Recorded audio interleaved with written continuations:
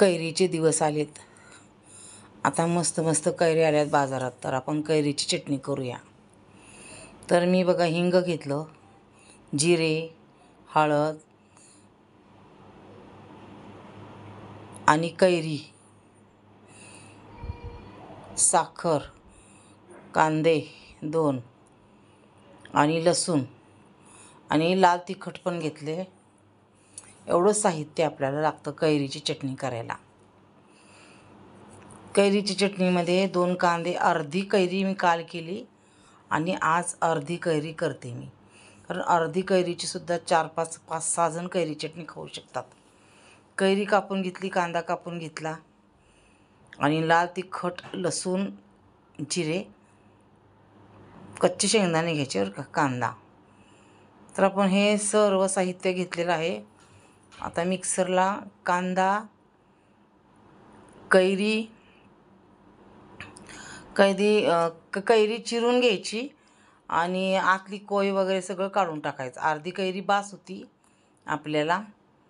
आणि शेंगदाणे कच्चे, लाल तिखट पण टाकायचं बरं का मिक्सरमध्ये. हळद, डाळ टाकायची, शेंगदाणे, लाल तिखट, जिरे, मीठ, थोडीशी साखर उगी अर्धा चमचा टाकायची. लसूण पण टाकायचा. लसूण खूप महत्त्वाचा आहे. लसणाशिवाय चव येत नाही. लसूण कांदा शिवाय चव येत नाही आहे. नुसत्या कैरीची सुद्धा तुम्ही करू शकता. आणि लाल तिखट घातलं तर आणखीन छान लागते. हिरवी मिरचीची पण करू शकता.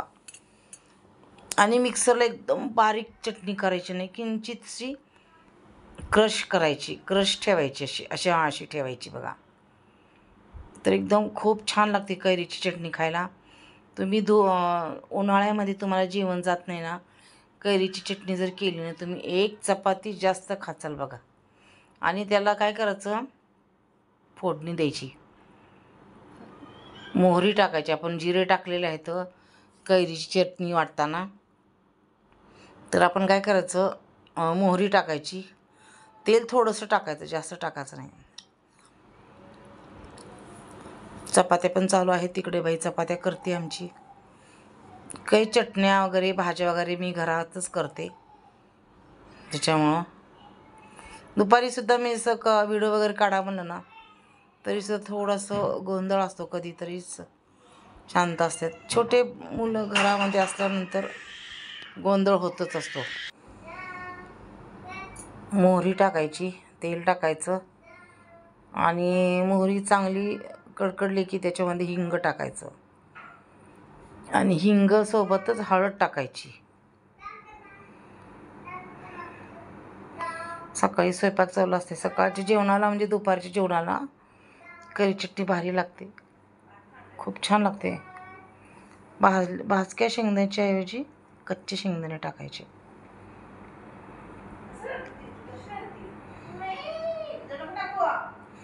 बघा आवाज कसला आहे, आवाज खूप होतोय. हे निवांत व्हिडिओ पाहिजे करायला, म्हणून मी पहिल्यांदा सगळा आवाज पहिल्याचं म्यूट करते. मोहरी टाकल्यानंतर मोहरी कडकडली ना, गॅस बंद करायचं बरं का, कारण आपली छोटी कढई असती, एखाद्या वेळेस पेट पण घेऊ शकतो तेल. तर अशा वेळेस फक्त झाकण टाकायचं, त्याच्यावर पाणी टाकायचं नाही, काय नाही. गॅस बंद करून झाकण टाकायचं, विझून जातं ते. हिंग टाकायचं. हिंग गरजेचं आहे खूप, कारण आपल्याला कैरी बाधत नाही, खोकला येत नाही हिंग टाकल्यावर. उन्हाळ्यामध्ये कांदा, लसूण, त्याच्यासोबत कैरी भारी लागतं मिक्सर. नुसते कांद्याची चटणी पण छान लागते बरं का. नुसते कांदे, कच्चे शेंगा, लाल तिखट, जिरे, मीठ, काय भारी चटणी लागते. हळद तेलामध्येच टाकायचं. हळद असं वाटायचं नाही, कारण चटणी कडवट होऊ शकते. तेलामध्ये टाकलं तर तेलामध्ये तळती ती चांगली. गॅस बंद केलेला आहे मी. आणि मग आपल्या कैरी चटणी काढून घ्यायची आणि फोडणी द्यायची. अशी फोडणी द्यायची बघा, मस्त लागते. झाली कैरीची चटणी तयार. तुम्ही करून बघा खरं, खूप भारी लागते, खूप मस्त लागते. जेवण जातं त्याच्यामुळं आपल्याला. लोणचं तर खातोच आपण, कैऱ्या संपल्यानंतर कैऱ्याचे लोणचं वर्षभर आपल्याकडं असतात, पण कैऱ्या वर्षभर मिळत नाहीत ना आपल्याला. तेव्हा अशा मग कैरी चटणी करून आणि तुम्ही कैऱ्या स्वच्छ धुवून साल काढून कैऱ्या कापून उन्हामध्ये वाळवून ठेवू शकता. खूप मस्त झालेली आहे. मीठ जरा कमी आहे म्हणून मीठ टाकलं मी थोडं. मला वाटतं मी बहुतेक मीठ टाकलंच नव्हतं, वाटताना विसरले. तर तुम्ही मिक्सरमध्ये जेव्हा वाटता तेव्हा मीठ टाका. खलबत्त्यात जर चेचून केली तर लय भारी लागते बरं का. ज्यांच्याकडं खलबत्ता आहे त्यांनी ना कांदा कैरी चेचून खलबत्त्यामध्ये केलं ना, खूप एक नंबर, खूपच भारी लागते.